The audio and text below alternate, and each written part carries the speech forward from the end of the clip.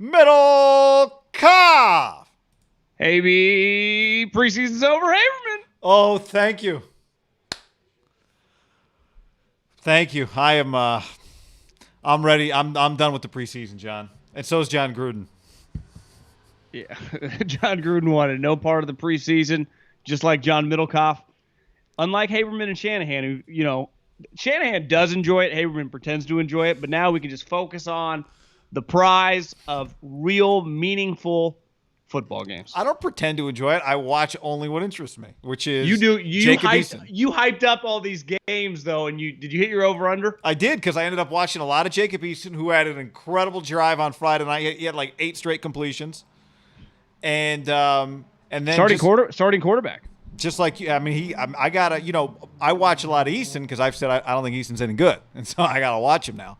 Okay. And kind of got to figure out if something's coming.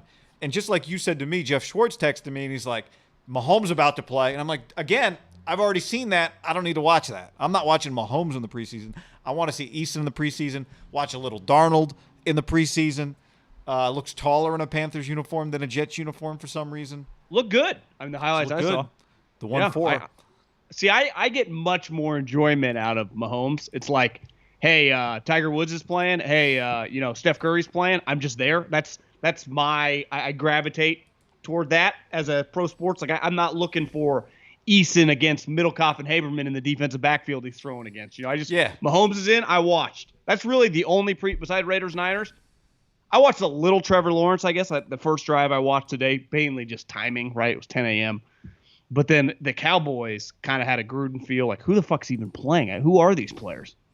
Nope. I couldn't tell you. DiNucci? That to me is the number one FU to the consumer on their couch. And I don't blame the coaches for doing it because I kind of agree. But when they do that, that is my cue. Okay, they don't care. I don't care either. It's great. Let me give you, John, right now, if we could just get an update. I don't know. There should be an NFL. The NFL should hand out preseason awards just that are just volume statistics. Bryce Perkins, as it stands right now, is going to finish the preseason as the guy who attempted the most preseason passes. What team he played for? He should get an award for that.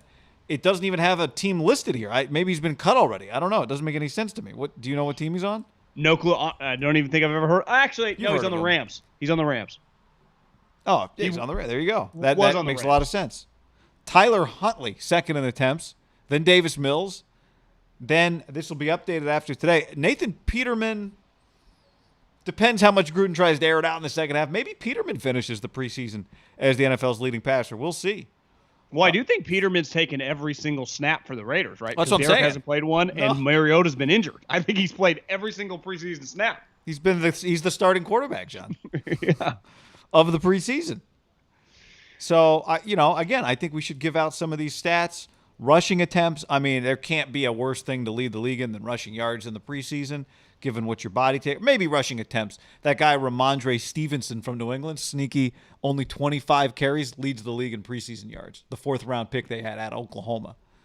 See, to me, there's something like that's real. He's going to play. That, to me, is something real. Like, that is something like Peterman, all the snaps, for example, or Bryce Perkins. It's definitely less relevant with quarterbacks than it is running backs. Like, I know this. When I worked in the NFL, I had dinner with a dude last night who's still in the league and might have been at the Raider-Niner game today doing some scouting stuff. But this is just a protect the identity of your sources. Yeah, this is just a very how do I even say it? It drives. This is a time of year that drives you nuts as a scout. There is more busy work and bullshit, and I told him I still have, PTSD from those years of the preseason. It is enjoyable to watch. It's like Mahomes, I'm cool. But when you get these random guys, I keep getting freaked out of like, why do we have a new grade on this guy? And I just want to say, because he sucks. But, you get very bitter about football during the preseason in the scouting community. Yeah. And I'm not a bitter guy. I'm an enjoyable guy. We're having a great time, guy. Business is booming. Tito's Sunday. What are we talking? I don't let that get me down. That's why I just avoid it, like you. We all do. We've gotten so many photos from everybody hanging out, having their Tito's. I would imagine you've got anyone that has a fantasy draft coming up. Maybe you've got Tito's, on the middle of the table at the fantasy draft, where everyone can hold it up in their Zoom, whatever you got going on. We are sponsored by our friends at Tito's Handmade Vodka. Make it Make it the base of anything you drink in the 2021 football season, John. I had 2 or 3 Tito's sodas on Saturday night. I'm just a loyal, very, very loyal Tito's drinker. It's just that simple. Made in Austin, Texas, by a man named Tito Beverage, who happens to have the number one vodka in America. Tito Beverage is his name. The name of the vodka is Tito's. We need you to go get a bottle because they're American-made, Austin, Texas, and they sponsor this little podcast called Hey from Middlecoff. No big deal. We should change both of our names to Tito's as like a promotional thing. I would. I would. It is, John, it's been going strong. And a lot of you have been sending us photos of your ginger beer, Tito's Mules. But whatever you drink it with, you're drinking it with the number one vodka in America. Okay? 6 times. 6 times. Distilled in copper pots, not in columns. Is it more labor intensive? Yup. Is it better? Yup. Yep. So we're enjoying football season. It's just, I mean, if you thought Tito's has been fun for the last month, wait till we get to the next month of Tito's. You get some football ready. to watch. Actually, you do have. We got Ohio State plays on Thursday night, John. This week. I did enjoy Illinois, Nebraska. I enjoyed that game. How about the first 8 minutes of UCLA, Hawaii? Didn't watch any of that game. Ass kicking, John. Chip is back. You can't stop him. Distilled and bottled in Austin, Texas. 40% alcohol by volume, namely 80 proof. Crafted to be savored responsibly. Do you have that Bulldog spirit? It was 117 degrees to begin the 100th year of Fresno State football on the field. On the turf. So when I watched the little running back Rivera, the head coach, say he has more touchdowns than anyone in 100 years, I was like, he scored more touchdowns in college than any player in the history of college football. He meant the program. Yeah. He broke his own dad's record. Gotcha. That guy's good. I mean, the Dogs looked, let's call a spade a spade. The Dogs might be legit. I had a couple texts from just people around the program that just thought they have a lot of team speed and they're probably flying a little under the radar. Like they might be like a legit 9-3 team. Well, they play Oregon in less than a week. Yeah, that's hard. But beside that, I'm just saying like against the Hawaiis and the Nevadas and the New Mexicos, like they could. The Yukons, John. UConn hadn't played a football game in 2 years. Oh, UConn didn't play football last year? No. And they haven't been good since the first time Randy Edsel was there. That was an ass kicking. So go Dogs, baby. I took a hiatus from gambling this weekend. I did mention mybookie.ag, promo code HAM1. Illinois, Brett Bielema getting some points at home. Yeah, Scott Frost, isn't that good? Adrian Martinez, who they've been telling us is going to get better for like 5 straight years, and every year I watch him, he just looks the same. Like he looks like a McCaffrey brother. Like, you're probably just not a quarterback. Like, play receiver or something. There's nothing like you're a better athlete than 99% of humans on this planet, but you're not a Division I quarterback. You're just not. And I'm rooting for him. He's a Fresno guy, but holy moly, he's just not very good. I don't know what's worse, not finding a quarterback in 4 years or spending 4 years developing a quarterback that doesn't actually become your guy or like can never establish himself as truly the guy that can do it for you, right? You got 4 years into a guy. Or is it 5 now? I think that was his 4th. Yeah, okay. So not a great start for Scott Frost, John. But Bielema, I think the stat was the first time Illinois beat Nebraska back-to-back years since like 1924. Anyway, mybookie.ag, promo code HAM and the number 1. MyBookie.ag, promo code HAM and the number 1. Right now, they'll match that first deposit dollar for dollar up to $1,000. If you accept that bonus, you do have to bet the full amount before you can withdraw funds. You can also decline that bonus, but either way, use HAM1. Let them know we sent you. Good thing you put the money on Bryson 28-1 to win the BMW, John, as we watch that finish up. Well, Cantley just hit it in the rough. This week, guy, think about this week from a gambling perspective on mybookie.ag, promo code HAM1. We have the Tour Championship, which Bryson might, if he wins this, might be number 1. You can gamble on that. But we have a full slate of college football. Like every team's playing. All the sweet teams, good games, entertaining games, all the top 25 teams. I can't wait. MyBookie.ag, promo code HAM1. Check out the slate. We'll be talking about it all week. LSU, UCLA? LSU, UCLA, 5:30 on Fox. At the Rose Bowl? At the Rose Bowl. You got... Oregon Dogs isn't terrible. I'm into that. Oregon Dogs, that's early. You got a 9 a.m. Stanford, Kansas State at Jerry World. Then Fresno State, Oregon at 11. Nevada, Cal, sneaky good game in the evening, John. San Jose State, Brent Brennan got a win this week. I saw that. Crowd. They had a big crowd. They play SC. Where's Haberman this weekend? Friday, John, Colorado, Northern Colorado. Do not sleep on the Buffs, baby. What's the big Buffalo's name? Ralphie. Stampede? I think it's Ralphie 6 might be making her debut this the old Ralphie got retired. Okay. Got a little too fast, a little too unpredictable. Yeah. Boulder's an incredible place. There's no way around it. Did you ever scout in Boulder? I did. Back when John Embry, who's now Kyle's tight end coach, and Eric Bieniemy, that's Andy's offensive coordinator, was the tandem. They weren't very good, but it was really cool. Is their team offices still overlooking the stadium? It's really badass. They got really nice offices. It's freaking sweet. When I was on campus, like, I get why people want to come here. I actually thought the same Colorado State because our buddy McElwain was there with Drew Hill. Yeah. You kind of did what was a bang bang, back to back. It was like, these two places are pretty cool. Like, I would go to school at these places. Boise. Fort Collins is a cool town. Boise, UCF is on Thursday. Ohio State at Minnesota. That's your Thursday night football game on Fox. Row the boat, baby. So it's going to be I'm in. It's going to be a good time, man. I'm all the way in.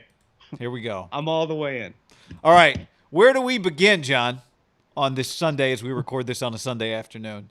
It's a hell of a question. Tell me. I'll follow your lead. So we're watching Niners-Raiders on Sunday, and Greg Papa gets on the microphone to open the broadcast, and he says, T-Rock, he says, we're going to get Jimmy Garoppolo for the first quarter and then Trey Lance. Cool. I'm here for that. And then we get Jimmy Garoppolo for the first drive and Trey Lance for the first drive. And we got a preview of what we think Kyle Shanahan thinks it might look like. Now, at halftime of that game, Kyle was asked, is this what it's going to look like? Kyle's like, probably not. But as I was watching that first quarter, and particularly that first drive unfold, I thought if you're on the Lions defensive staff, your job just got a little harder this week. Yeah, I don't necessarily even think he's doing it for the Lions, right? I think he is legitimately – we've been talking about – because really the only comparison is Taysom Hill, the way they utilized him. That is not a just comparison. And even they kind of mentioned that on the broadcast where it's like, he was very situational based. Like this guy, to me, honestly, I'd be shocked if he doesn't play 10 to 15 plays. There are only going to be 40 plays potentially on offense. So like this, there's a chance that it's a legit quarterback split. And we've talked about it. Like I'm from the school where most people, you got two quarterbacks, you don't have one. Yep. This is a pretty unique situation though. And from an entertainment standpoint, I'm fucking in. Like it was a roller. By that second drive, it's like Jimmy's in, Jimmy's out. And even Papa was like, this is like a wide receiver unit, right? This is not normal. Taysom Hill came in and then he comes out. Like at any moment, you're like, oh, Trey Lance is back in. I'm expecting Trey Lance. The over/under on plays against Detroit to me is over 10. Yeah. Now, if you told me in the end he plays 60% as many snaps as Jimmy plays, I don't know that I'd be shocked. Did it cross your mind? You remember Iguodala with the Warriors? I guess it's always been like this, depending on great NBA teams. When they have a guy who's not a starter, but he finishes, and people are like, well, he doesn't start, but Iguodala plays 30-plus minutes, and he's a core guy, he's essentially a starter. Is that kind of what this quarterback, like, okay, Jimmy's might start week one, but is he actually the starter? Yeah, that'll be determined by how many snaps, right? But if it's a 60-40 split, even that is not. You're saying 60-40, Trey? No, I'm saying if Jimmy Garoppolo gets 60% of the snaps and Trey gets 40% of the snaps, that's way fewer snaps than starters get. Yeah, starters get every snap if they're healthy. So right? I guess that's starter, but at some point that's liable to me, the question then also becomes, does that mean Trey could start some games but not actually become the starting quarterback of the team? Well, like, do you get to like week 4 and the curveball is Trey Lance comes on the field first, not Jimmy Garoppolo, to break up the rhythm of whatever the other team is prepared for? You agree, after witnessing that today, everything's on the table? Yeah. Beside them probably getting rid of Jimmy. Like, I think he's safe. You get that $25 million. Right. I think he's lucky that Kyle is just going to kind of cook the books that way, but he is not, to me, a true starter. But I think there's I understand the logic of 100% keeping him around, quote unquote, cooking the books, right? Like, yeah. Not many $25 million quarterbacks who are healthy, potentially take 50-50 reps in a game, right? It's a unique situation. It's a unique situation. Is there a chance? I'm not going to get ahead of ourselves because who knows? We'll have to see if this works. And we mentioned this before we hit play on the old Bad Boy podcast / YouTube here. Listen, is it probably going to work against the Lions? Yeah. Let's see it against Green Bay and Seattle back-to-back weeks in the end of September, right? It's just I'm not going to put the cart ahead of the horse. Like let's just see it operate when there's fucking some real stakes on the line. Absolutely. Because let's face it, is there really stakes on the line with the Lions?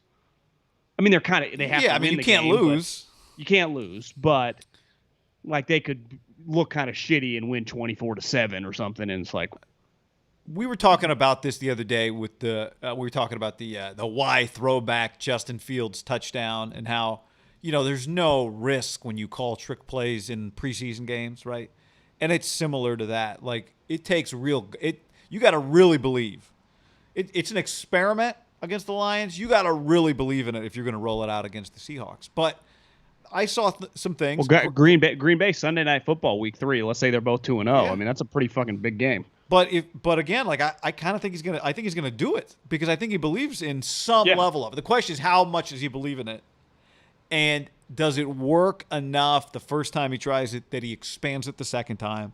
Does it work enough the second time that he expands it the third time? So on and so forth.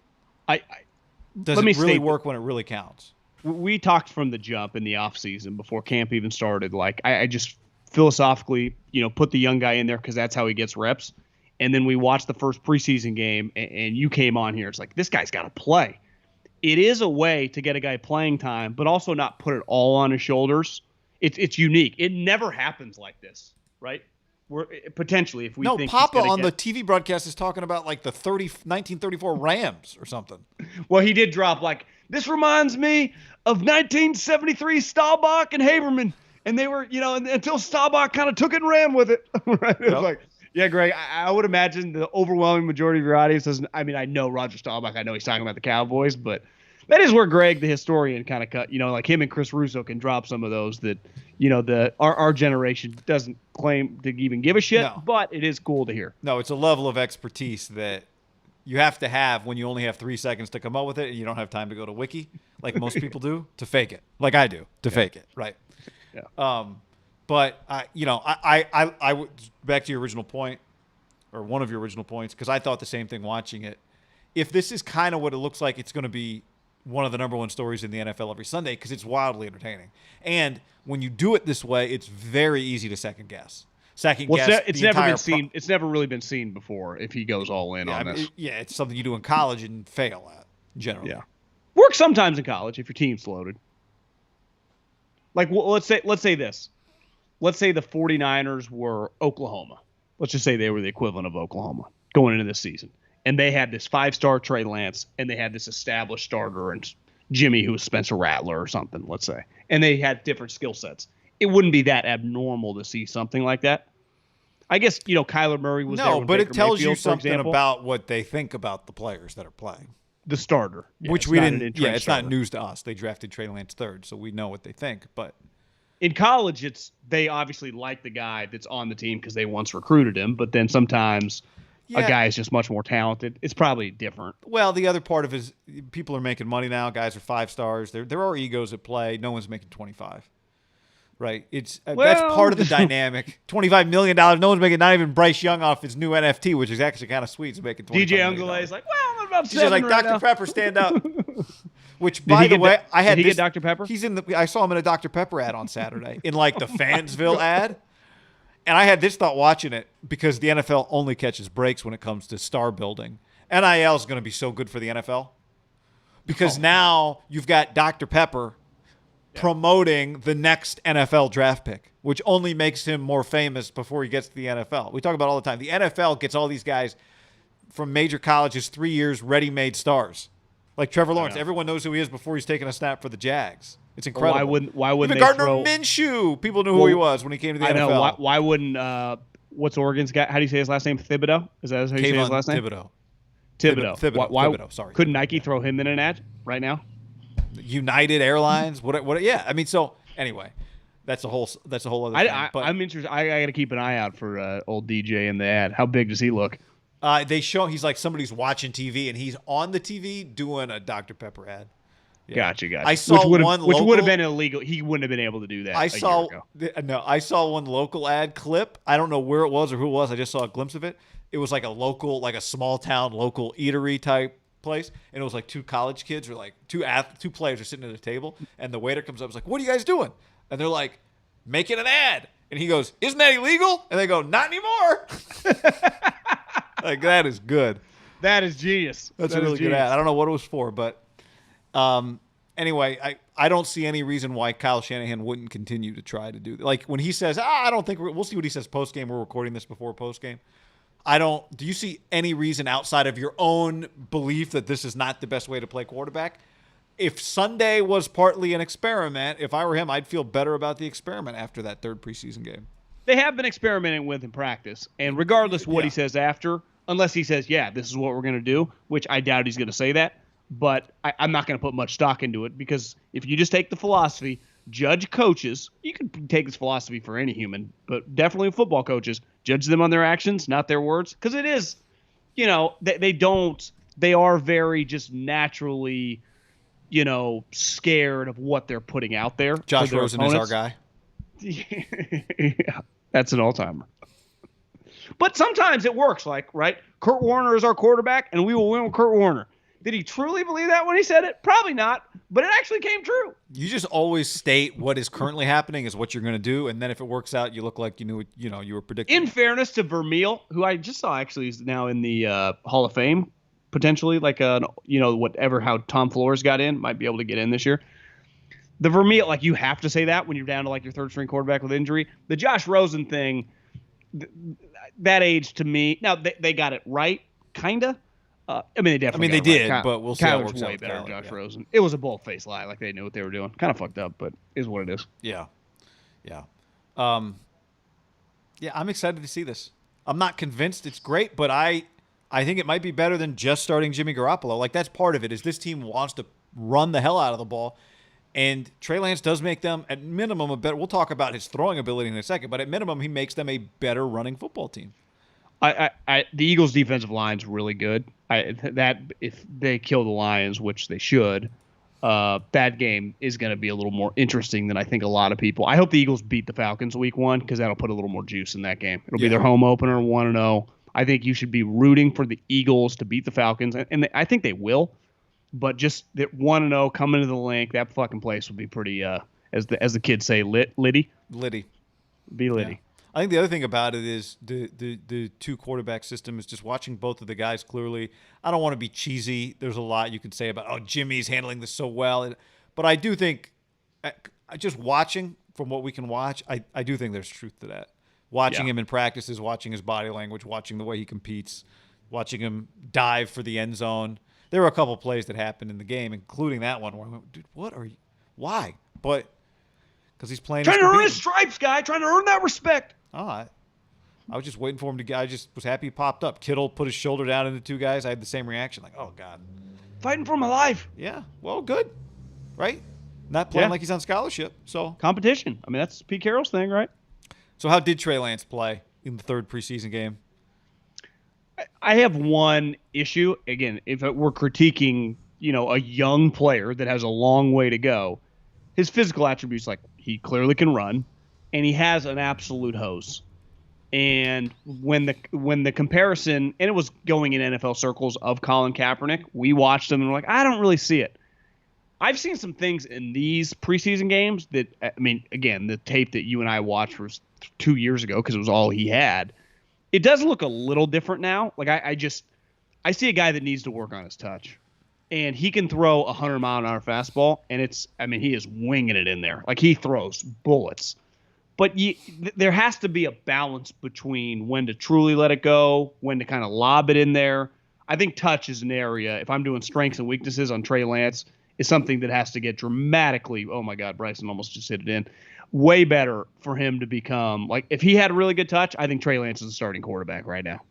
You just feel him out there. I just don't think he has the, it's just an area of which he has to improve. And the only way to improve that is because we know once the season starts, if he wasn't playing at all, it's not normal. you got to get the game reps, and he's going to be able to get game reps of throwing the ball. I wonder if the reason it's happening with him right now is because of how quick the game is around him. Not that he doesn't look quick enough in terms of just as he moves around other players, he doesn't look slow in the way he's operating. But I do wonder if the reason he had it in college is because he had the feel of how. I wonder if he's a little sped up, right? And we talk about, I'm no quarterback footwork expert, but they've spent a lot of time talking about his footwork and how important it is. You know, you build from the ground up, John. It all starts with the base. Guy Scangarello. Yep, one of the best in the league, John. That's me. But, you know, everything gets off a little bit.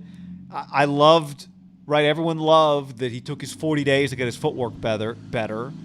But, you know, I think what does it take, 28 days of eating broccoli to make it a habit? Like 40 days is not, it's a lot of time to change mechanics. Is it a lot of time for mechanics to stick? I think probably not, right? And then you dive right into the real action, and doing your mechanics in practice or doing them on whatever cone Jameis Winston drill you got going on is one thing. It's another thing when you've got your whole life of mechanics now battling 40 days of mechanics and you're playing in an NFL game. So the reason I don't go back to the Kaepernick comp is because I watched Colin in college. He threw the ball the same in the NFL. Like, I've seen this guy do it in college. I just wonder if he needs the experience to feel more comfortable, maybe taking something off and not being so sped up. I don't know. Yeah, it's just going to be an area that they're going to have to make a dramatic, I'm sure they are, emphasis on improving touch balls, because some of his balls, like, you can't just throw it through every corner. Yeah. Like, if you're playing real teams, like that ball, Jair Alexander, Jalen Ramsey, I was going to say Jamal Adams, but he only has 2 picks. Could be Quandre Diggs. Another hold-in. Seattle has about 7 of them. I don't know if you've noticed going on right now. That, like, those balls might get picked. Now, it could be the Kaepernick thing where when you do throw, like, Kaepernick would have thrown a lot more in his heyday picks, but he was throwing so hard they went right through guys' hands. I don't love to rely on that, John, to avoid interceptions. No, but it is a benefit of throwing it really hard. It's the opposite of, like, the Alex Smith and Phillip Rivers.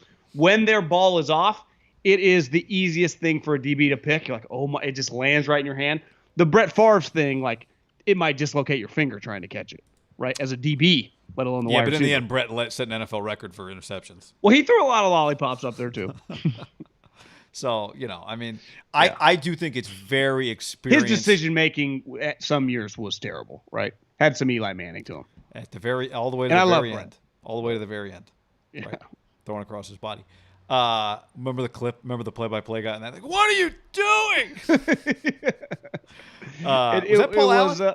Yeah, it was Paul Allen, yeah. The kicker. Put a shrimp on the bummy. The Aussie muffed it. Because Paul Allen wanted to go Super Bowl, bro. You blame him? No. I think with Lance, it's experience dependent, not so much that he doesn't have the ability to take it off. Because, again, I've seen him do it, but we arrive at the same conclusion. He needs to play. So, did you see some of the clips? I didn't watch any of the game live. I just saw NFL tweeted it out of Josh Allen. I mean, he threw a couple touchdown passes that were just like, oh, my God. He has improved, but part of it is, like, through playing, and this is my take on young quarterbacks, why I start them, is so you truly reap the benefits 4th, 5th, 6th year. I bet if you sat down with Andy right now, he'd be able to list, like, 3 things that no one on their couch would have any clue when they were watching. Like, he's like, you know how much better Patrick is at this, this, and this than he was 2 years ago when he won the MVP? And Patrick probably say the same thing. Right. And I just think you naturally improve on things in any walk of life that you emphasize.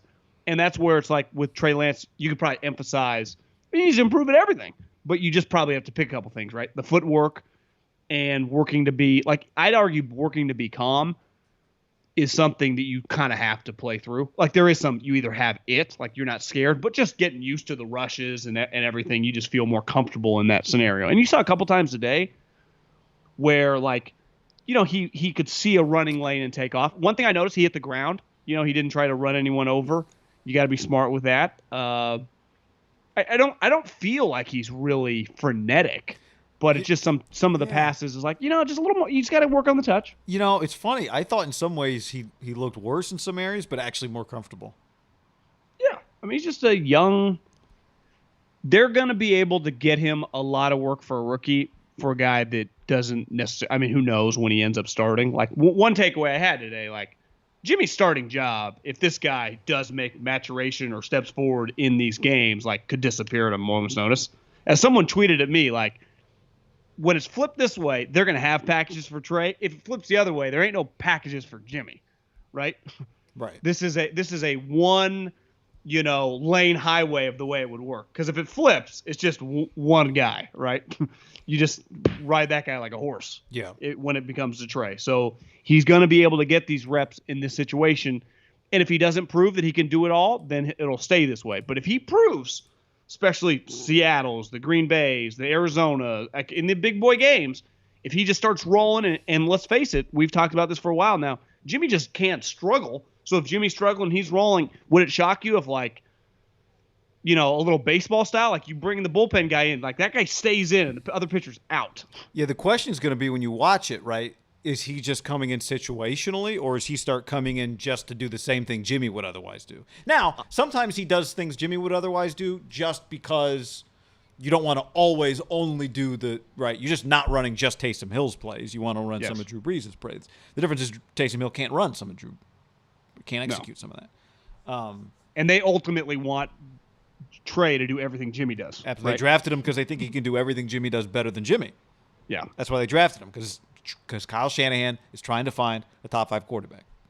That's why they drafted this guy. Not top 5 in the draft, top 5 in the league. And here's one other thing, big picture, just from put on my scouting shoes. One thing with mobile quarterbacks, it's human nature. You just resort, like you said, when fundamentals aren't hammered in, you just resort to what you naturally do. Like it's never was weird. Like why would Michael Vick take off after a second read? I don't know. He's fast as shit. Like he can run. Like why does Watson do it? And he's even a bad example. Lamar and some of these guys. Peyton Manning or even Mahomes, I would say, but he can scramble around. I'd say Rodgers and Mahomes are great examples. They are true pocket quarterbacks who, when they scramble, really scramble to throw, right? Tom cannot even scramble. He has to throw. But can you get to the point where you only scramble to throw? And how do you balance it with not, like, scrambling to run right away? And you saw a couple times today that was Trey's first reaction. Who would blame him, right? It's like, why you always say, like, why do rip guys take their shirt off at the pool? Fuck, I would too, Why do you, whenever you see rip guy you follow on Instagram, he's never wearing a shirt? Yeah, it's his go-to move. Right, Trey Lance's go-to move right now, if things are getting a little haywire out there, which is human nature for any 21-year-old rookie who's played one game in whatever 500 days, would be to take off. And it's just that's going to be something big picture, right? That even if he's the full-time starter in 2022, he'll be doing that. It's just to preserve his, physical just availability. There's a balance that comes to that, right? Yeah, but don't you think his natural inclination is to move to throw, not move to run? I don't know. I haven't watched him play enough to honestly know against real good competition. Yeah, the question is, can he make the play? I think his natural inclination is to move to throw. I don't think he's necessarily looking like Michael Vick or Lamar Jackson because he's not that fast. And I think you saw a couple times today, like even a Raider backup, like they get to him relatively quick. Yeah, like he's not going to be running by guys. But it is something in his back pocket on like a 3rd and 5. Like I think that's ideal. Like Kyle, like we don't need him to just. He has 30-yard rushing games. We're fine with that. If 3 or 4 of those are to pick up first downs. You know what play? I think Deshaun Watson kind of morphed into that. Like he scrambles to throw. Like I think ultimately they want like a Deshaun Watson version of a quarterback. Yeah, the hell, they wanted Deshaun Watson. And then if there's 5 yards, go take it. The play I don't love is these runs straight up the middle without the football. Just, you give it. There goes Carlos Hyde. There goes Trey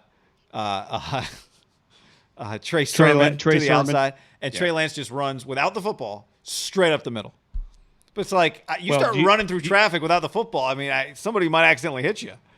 Well, the number one thing you would tell your defensive line leading up to that week, you hit them and you hit them fucking hard every single play they do that. You got to be careful. You got to be careful with it. Right? Well, I mean, they are actively deceiving you. They are making you think he has the football. So it's part of the play. I know. I mean, if you're going to run that play, it is what it is. I'm not a big fan. Like, there's a balance to an RPO / that. The question is, how many times do you have to keep a defense honest? Like once every 20 times? Who was running RPO stuff with a stiff quarterback who was doing that? Glennon. Was it Glennon? Somebody was running RPO with a quarterback that couldn't run. Someone told me that Stefanski told them that the number one thing that he thinks that, he's become obviously an offensive coordinator, but he learned working under Kubiak was, and why he's such a big believer in under center. And it's weird. Like, he really is. He feels like not a Kyle, but like a Mike Shanahan minion, even though he's never been connected, but that's kind of how he coaches, like that style. He said the number one key to the offense is to make your runs look like passes, your passes look like runs, and then everything is like, I can do whatever I want. And it's the big pushback on why the Shanahan style, which he runs, forces you to put the quarterback under center. Because if you're only in shotgun running RPO stuff, well, there's a limited amount of plays you can do. But under center, I can hand it off. I can do play action. I can do anything. I can really run every play. And I still think there's a lot of value to the under center stuff. And that is something that Jimmy's clearly really comfortable at. I'm not saying Trey is not, but for the most part, it does feel like Trey's just in the shotgun right now doing RPO. Like, they're just, if you fucking can't hit a fairway with your driver by about hole 8, you probably should just hit a club that you can get in the fairway, right? So they just probably feel comfortable with those plays, but those plays also put them in harm's way. So there's just a balance to all of this, I think. Yeah, I don't even think they know. How would they? That's the beauty of the whole thing, just from a viewership and entertainment standpoint. Now, for the people who it's like, you got to win the game or you lose the game, which is ultimately the end, does this make you more likely to win a football game? That's the question. Well, let's say I'm Adam Peters, and you're Parag, and we're sitting there. Do you feel great about every time that he runs around in harm's way? I don't, but you talking about Trey? Yeah. I don't, but again, if he was the starting quarterback, that's just part of why you drafted him, is because you think he can be dangerous with his legs. But no, I don't feel good about that. But I'm saying, like, the design quarterback keepers, like, toward defensive tackles and middle linebackers, to me. And they haven't done that yet. Gives. We've signed enough in practice. Yeah.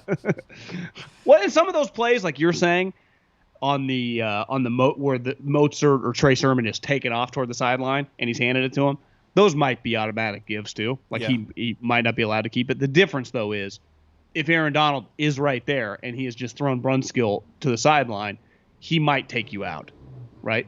You could argue, is it worth, getting a 10-yard, 15-yard penalty just to fucking rock his ass? Because if I was running the other team, I would say rock him. Yeah. Well, and that's, you're going to have faster players on the field once the season starts than you did today, right? You're playing backups and third-teamers. It's one thing to have a rhythm when you're playing backups in the preseason. Like, it had a rhythm today when they first debuted this, right? I agree. It doesn't. It's a whole other animal to have a rhythm when you're playing the Lions, when you're playing on the road against the Eagles. Can you have a rhythm playing football like that on offense? Yeah. What happens if your first 3 drives are punts and you don't get 9 plays? So then what happened? You get into the second quarter, Trey hasn't stepped on the field, and now you're trying to develop a rhythm, but your offense is struggling to begin with. Now you might say, well, this is how we're going to jumpstart it, but I mean, rhythm is hard with one quarterback. How do you now push? You're pushing extra buttons. I don't know. But again, like, it's trying to put pieces of this puzzle together. It's going to be very entertaining. Yeah, entertaining whether it works or doesn't. I mean, more entertaining if it works, because then you have a rhythm. But if it's not working, then there's going to be a lot of criticism for Shanahan, right? If it's not working, if Jimmy's starting slow and Trey's coming in and out and Garoppolo hasn't gotten in a rhythm and Trey Lance doesn't really have a flow to it, and you can't throw the football, so you can't run the football. Yeah, if it doesn't work, you just naturally criticize in sports. That's the way it works. Though, when Drew Brees were getting yanked out and people were critical of, like, his blind love for Taysom Hill, which I think a lot of people, like, around the league, like, why is he so obsessed with this? That is not the case here. Like, you shouldn't have blind love toward Jimmy. Like, I just have, where I will struggle to criticize it unless one of the guys is playing well and he goes back. It's like neither of these guys, but definitely Jimmy, has earned the right to just, like, get a roll with Jimmy.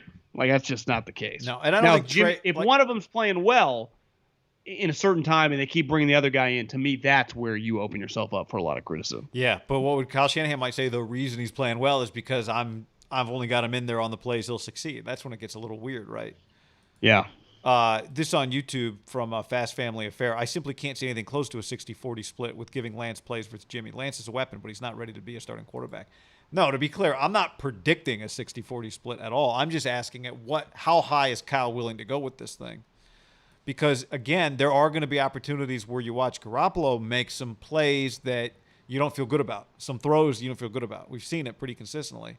And how is Kyle approaching it? If Jimmy throws 2 interceptions, does that factor into Shanahan's thinking at all, or is it just... I'm with you, guy. I don't think 60-40 is that crazy. Like, if you let's just pick an even number, 40 offensive snaps against the Lions.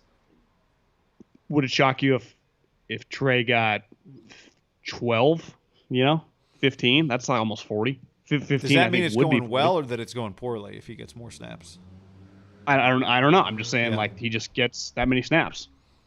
I'm just wondering, the more snaps he gets, does that mean it's going well for the team, or that it's going poorly for Garoppolo? Or maybe it's not. It has nothing to do with that. I just think it's part of the plan is to give Trey a lot. He's an asset, right? You just would play him. Yeah. He's kind of treating the position a little Billy Bean Farhani, right? Like, I'm unemotional to it, which I kind of like. They should be, and this backs to the Drew Brees conversation. There was emotion there with Brees. Now, you could argue toward the end he was kind of a shell of himself, but maybe 3 or 4 years ago, it's like, what are you guys doing? It's like, this is an all-time great. Like, you get it sometimes in baseball. Like, I would rather not pitch hit fucking Buster Posey here. I'm not saying they do that, but like for the left-handed hitter or whatever.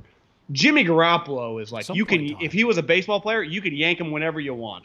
And that, to me, is where I think that everyone is open-minded to this situation because of Jimmy's limited equity as a great player, right? He's accomplished some stuff, but no one views him as like some great entrenched starter. No, but I don't even think it's that much of an equity issue. I just think it's more of I know, tough miss by Bryson. He's burning the edges. He is. I don't think it's just about the equity. Like, Brees was equity, but Brees also just did things the other guys didn't do.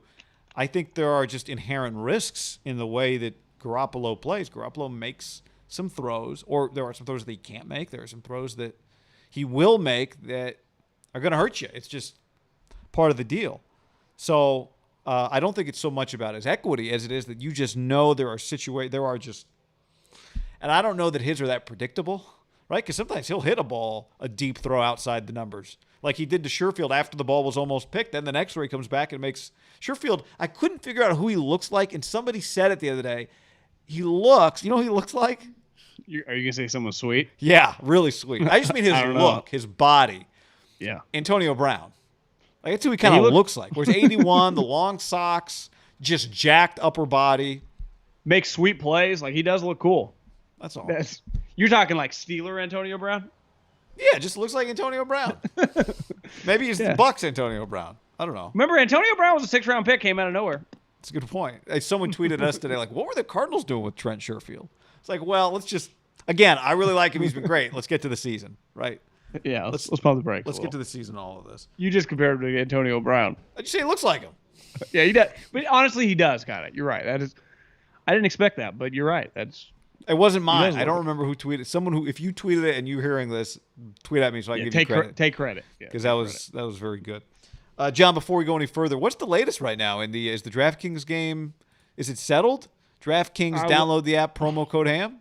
I was near last. That's the last time I looked. I was at 46. Yeah, I was like 11th, I think, on Friday, and I've stopped locking in on it. Currently in 25th, which does not win you money right now. But this week, you take DeChambeau? I did not have DeChambeau. This week, huge DraftKings game, Haberman Middlecoff League. DraftKings, the official daily fantasy partner of the NFL, which means the NFL season is going to be big in our league. But we got the FedEx Cup final is coming up this week. So we're going to have a big game there. Sign up with the promo code HAM and get in the Haberman Middlecoff League for that. Well, think about this, guy. This week, we got the Tour Championship, so get in our league. Next week, the NFL football season. Yeah, heard of it. Football week 1, NFL, National Football League. We're going to play a big game. So get in this week, and it'll just roll over because once you're in the league, we just send out the invites. So download the DraftKings app now. Use the promo code HAM for a limited time. New players get a free shot at $1 million during week 1, right around the corner. Again, 10 days away. Don't miss out on the action. Enter code HAM. Get a free shot at $1 million in prizes. when you first deposit. That's code HAM, only at DraftKings, the official daily fantasy partner of the National Football League. Minimum $5 required. Eligibility restrictions apply. See DraftKings.com for details. If you have any trouble finding the Haber Middlecoff League, getting in the league, again, once you friend us and are in the league, then you get all the invites. Just let us know. Hit us with a DM or something like that, and we can get you set up. And by the way, if you don't like us, you don't have to be in our league. You can just go play on your own, and you'll enjoy that too. Podcast also brought to you by ButcherBox.com/ham. You see what they got going on over at ButcherBox.com/ham? What do they have right now, Guy? Oh, man. Right now, John, when you go to ButcherBox.com/ham, we are celebrating summer because it's still going. You're getting free chicken. You're getting free burgers. You're getting free hot dogs in your first box. Maybe you're hanging out with friends or family you haven't seen in forever or holding on to the last days of summer. Do it with ButcherBox.com/ham. Maybe you're tailgating. Maybe you got a Tito's. I don't know. Yeah, you got Tito's tailgate. Here's what you do. They sent us a box a couple weeks ago. It comes to your front door, frozen with these ice things in there that keeps it ice cold. They sent us ribeyes, sent us burgers, sent us chicken. It was incredible. I'm sure your lovely wife has been making you dinners. I have not been as lucky. No one here to make me dinners, but there was a lot of meat in there, guys. Here's what I recommend to you. We did it. I recommend it to you because I know you like to do the tacos. We got some ground chicken. Already got some Trader Joe's brand Doritos on deck for Taco Tuesday on Tuesday. Make a taco salad, crunch up the Doritos, put them in the salad, some ranch dressing or some salsa mixed in, and you got Taco Tuesday to go with your Tito's tacos, Tito's Tuesday, whatever. I got some. I mean, it's the freezer's packed right now, John. That is genius. I'm actually might do that this week. ButcherBox wants you to enjoy the rest of summer with this special deal. ButcherBox is giving our listeners special offer of 3 pounds of chicken breast, 2 pounds of burgers, and 1 pack of hot dogs for free. Right now, new members can get this special deal when they sign up at ButcherBox.com/ham. That's ButcherBox.com/ham for free chicken, burgers, and hot dogs. Come on. Options like 100% grass-fed and finished beef, free-range organic chicken, humanely raised pork, wild-caught lobster tails, wild-caught Alaskan salmon, sugar and nitrate-free bacon. Go get it. ButcherBox.com/ham for free chicken, burgers, and hot dogs in your first box. Damn. Does Jalen Hurd have a promo code for a roster spot? I don't think so. I mean, are we sure? Yeah, no, is he got locked to make the team? We talked about him the other day. Like, there's no chance he's made. How is he making the team? We talked about him 4 days ago. He wasn't on the football field. Now, Kyle Shanahan's calling him one of the best players, one of the 6 best receivers. I don't want to overstate it. Do you think that's kind of nuts to make that statement when he hasn't done anything? I know he's big, physical. I bet he looks sweet in the building, but in theory, yeah. I mean, there are a lot of guys who probably are going to get cut this week that go, this guy, I'm one of the 5 or 6 or 7, depending on the unit you're in, right? Most talented guy in this group. And a coach would be like, yeah, I think you're physically gifted, but I didn't see it on the practice field and I didn't see it in the games. So it's like, your talent is great in theory and it's fun to talk about. And we've all been talking about it. Fans have talked about it. The coaching staff's talked about it, but we didn't see it. Whenever you don't see it, it is always pretty risky. We do this a lot in the draft where a guy plays a limited amount of time, maybe has a couple big moments, and he has all this talent, and you take him really high. And you go, I've never actually see them do it. And I just think that Juwan Jennings, let's not act like he's done that much, but at least he's practiced and played for a guy that has been hurt nonstop like Jalen Hurd. It just is risky in the sense that Jennings did miss a game, right? Didn't he miss a preseason game? Yeah. I mean, you're asking the wrong person. Hold on, let me text again, Branch. My simple point on this is that if you keep a guy, you have to know that reliability for a unit that gets injured a lot is very risky. And that's my whole point. And just taking someone who has been, like Juwan Jennings was healthy last year, right, on the practice squad. He was just available. Like Jalen Hurd has not been available for 2 years. And then all of a sudden, he gets injured a lot in training camp. I'm not arguing with he looks sweet. You use a 3rd-round pick on him. In theory, he actually could be pretty good, but it's just he can get injured. And Kyle talked about that. There's a balance to a guy just disappearing from you immediately fast. It happens. I wonder if part of the thinking is, and it's hard, you don't see this in the preseason, right? But if part of the thinking is you got Brandon Ayuk, you got Deebo Samuel, you got George Kittle, you got all the running backs, you got Kyle Juszczyk, Sanu. You got Sanu, a guy who you might be able to draw up a 2 or 3 gadget plays, not gadget plays, but you know what I'm saying, like specifically run a play for this guy fits better than a guy who's your fifth. I mean, Sherfield, right? Yeah. Like in all of those guys, if everybody's healthy, which everybody has not been, so I shouldn't even use that if. It's a group that gets injured a lot. It's a group that gets hurt a ton. So if everyone's healthy, then Hurd, fine. You got 2 or 3 plays for him a game, the threat of him being out there, a couple end arounds, this, that, whatever. But if guys are hurt and you need somebody to step up and be a number 3 receiver for 2 weeks because you're waiting for somebody to get back from injury, now you got a problem because he has not shown availability at this point. Yeah, and depending on how you do your roster construct, to me, you are of zero risk of losing this player through waivers. Because how could anyone claim him? I mean, I guess you never say never, but would you agree it'd be pretty shocking if someone claimed a guy who's never played and he's been injured all training camp on their 53-man wide receiver? Hold on, Trent Baalke's on the phone. Hello, Trent? Is Howie Roseman? Howie Roseman? I mean, it would be surprising. So that'd be my own thing. Now, if you had a spot, whatever. It's not that. I mean, big the a deal. alternative's Travis Benjamin. It's. I think he got a concussion today, but I think Travis Benjamin is making the team just based on Jets would claim him. Returns. The Jets could. I mean, there are a lot of teams that are shitty. So yeah, I mean, there are teams that have some solid teams that don't have good receivers, right? And there's a team with their John Middlecoff is going, I had a first-round grade on this guy 3 years ago. Now we can get him for nothing. Exactly. And that's going to happen a lot. Like, there are going to be a ton of guys claimed over the next several days. It's kind of a crazy 24 hours, which is fun. There's also this balance. If veteran players around the league get released because of, the equivalent of a Jalen Hurd, not wrong guy. I mean, let's use a better example.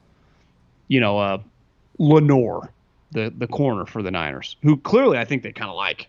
He's kind of running with the ones sometimes. Like, and you and I have been at practice. The DB coach is talking to him nonstop. You get a guy that the DB coach likes, and then he starts playing well, and then it's like, well, the Niners don't necessarily have this type player.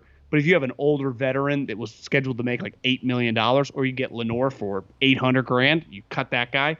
There are those players that do get released over the next 48 hours at wide receiver, like a bunch of Mohamed Sanu's that who knows, like maybe Kyle is comfortable with that. Maybe he's worked with him before. Like that is also in play. We can't, because a ton of young wide receivers get cut, but there are also older players around the league that are just going to get released for financial reasons. Yeah. And depending on Kyle's connection with them, right? Or Welker, whoever. I mean, there's always someone in the building that may like, hey, I think this guy might be a good option for us. And he can play special teams. So that's why it's a very, very fluid 3 or 4 days. Because just because you make the team on Tuesday, well, Wednesday, it could be twofold. They either claim a guy, right? You're a 53rd guy. You're the 53rd guy in the roster, assuming that we don't get awarded any claims. Well, if we claim a guy and get awarded, if you're the last guy on the roster, you get removed and that guy gets added. He might not even be your same position. Or the veteran thing where you go, well, hey, Mohamed Sanu type, we want to add this guy. He's just been released from fucking the Cowboys or whoever team, right? And we want him. And you got to cut a guy. Yeah. And you don't have to claim a vested veteran. They just become unrestricted free agents. It does feel like it can happen you have an injury at another position or a couple injuries at another position. Right? I think it happens a lot with cuts. Like a guy gets cut. They don't necessarily want to cut him. They just don't have a choice because some injuries, some stuff. Like you see River Craycraft, Richie James gets hurt. Well, they immediately just need a body. So you have to bring him back. Who are you going to sign some random guy or a guy that knows everything you need to do? Like River Craycraft's getting cut again, right? Tomorrow. And he could come back in week 2. Yeah. Or he could land on their practice squad just because he knows what he's doing and Kyle's comfortable with him. The Raiders, on the other hand, just watching the game, it was the second that game starts and they don't have any of their starters in there. They didn't even bring him. It devalues some of what happens in the game. Obviously, a lot of what happens in the game. I was disappointed because I am looking forward to seeing this team.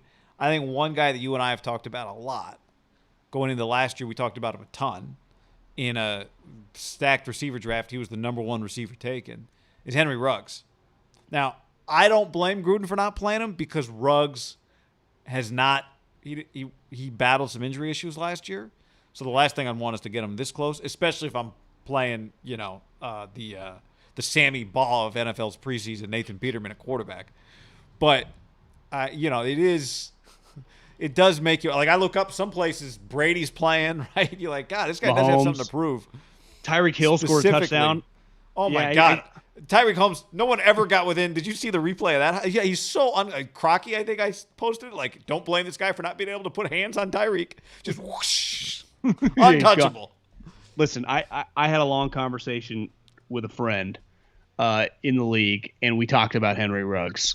And he thought that a lot of people, like he knew in their building, they just questioned his ability to run routes.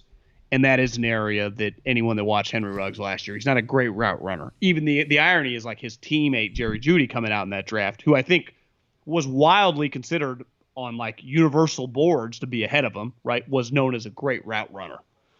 And Ruggs is a good work in progress, which most guys aren't. I had no problem with even taking a swing for the fences, even though looking back, I'm not trying to crush the pick because I'm a Henry Ruggs fan.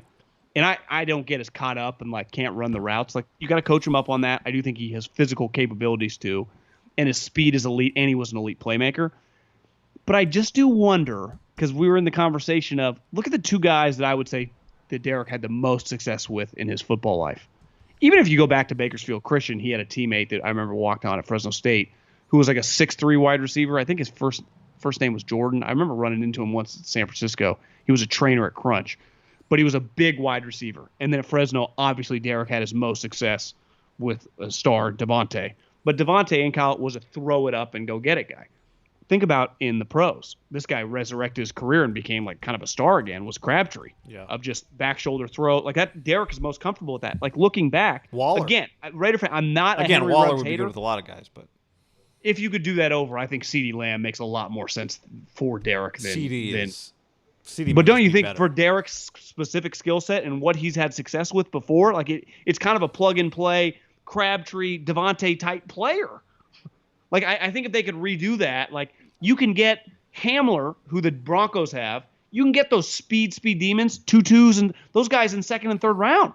What round? Seattle's Eskridge, who I think played last night, third round pick. You get there is value in that position, and this is where we get back to the value stuff. That you just, I think you're, but back overall, like what has Waller, Jacobs, Derek, Colton Miller, Yannick Ngakoue, like I get it. I would do that. Henry Ruggs, Bryan Edwards, I can't get some fucking preseason reps. I mean, they made Damon Arnett. Damon Arnett made the trip. Has he been that much worse than? Yeah, but he's technically a backup, right? Well, I understand. I'm just saying, like he's got to go earn it. Yeah, I mean, now, Bryan Edwards, again, Brian, I understand. I do get it. Edwards was hurt most of last year. And Ruggs, the last thing is to get him this close to the season. A season he's got to play, you think, 15 games, right? How do you get better, though, without playing? Yeah, I mean, he's going to have to. Luckily, there's 18 weeks of the season. If he's healthy, he's going to get plenty of opportunity to play. Yeah, I mean, the standards are high for him just because we know the other guys are going to be ass kickers, right? Like Jefferson's, CDs, the Ayuks. Like he needs to be good. He needs to be good. Is a stud. Now, you agree though that CD the parallels with the two guys that even in Amari a little bit, but wouldn't you argue that type of guy is better with every quarterback is better when the target's easier to hit? Well, but like Ruggs, I would understand like Mahomes, great deep ball thrower, or Russell Wilson. I would say historically, Derek's deep ball is kind of a little hit or miss. It's not really. He's not worked against the Jets, John. He's not the most accurate deep ball thrower, even though he has a big arm. But you think a guy like him, like part of the reasons Hill works is because he's got Kelsey out there with him too, right? Like, but Hill is a great receiver. Like he can run routes, right? I agree. I'm just saying you got Waller, you got Renfro. In theory, you got Bryan Edwards, who I've liked the limited opportunity we've seen him. Like you should, it should be okay if you're not a good enough route runner to be a number one receiver, but you have his speed. Like we should be able to work with you. They never threw him the ball last year when he was on the field. Now maybe he's running bad routes; they can't get him the ball. But I know I agree with your CeeDee Lamb point. What would be your number on catches to have a successful season for old Ruggs? 60, which isn't. Now, what do you have last year? 40, 30, 30? He was the 12th pick in the draft, second year, 60 catches. Yeah, it's low. But 65, I mean, just let's go. Score 6 touchdowns. 7's high. I'm not saying, John, I don't think he's going to be CeeDee Lamb or Jerry Jeudy.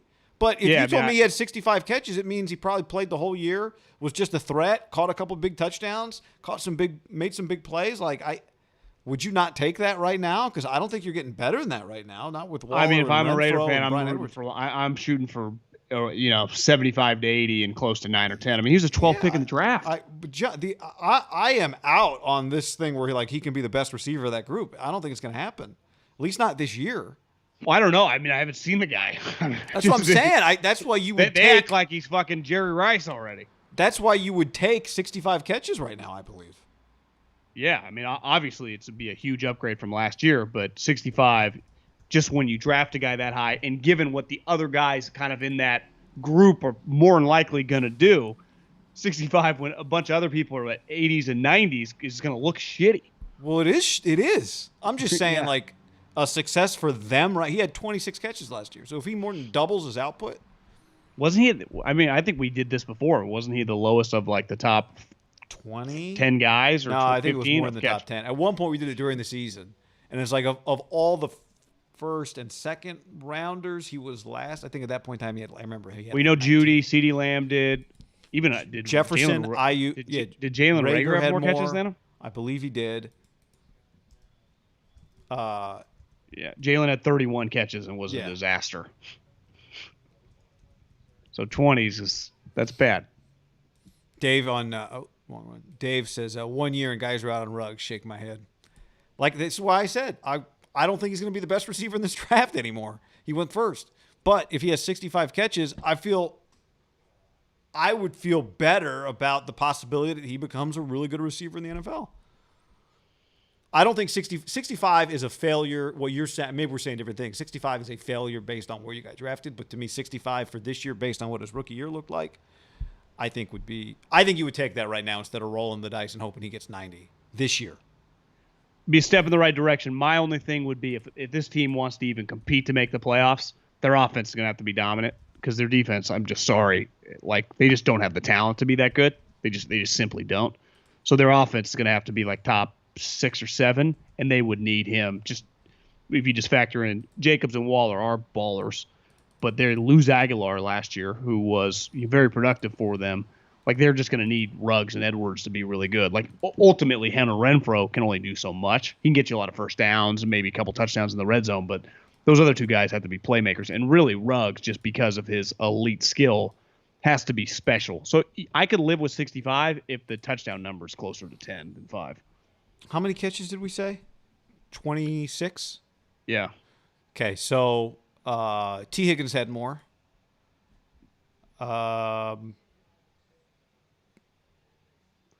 Jefferson definitely did. Yeah, I've skipped past those guys.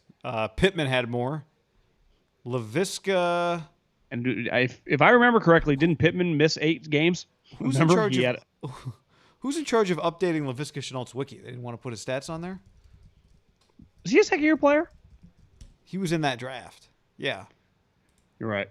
He actually looked pretty good running around out there with Trevor this morning. I just like his body type. He had 58 catches, so he had more. KJ Hamler.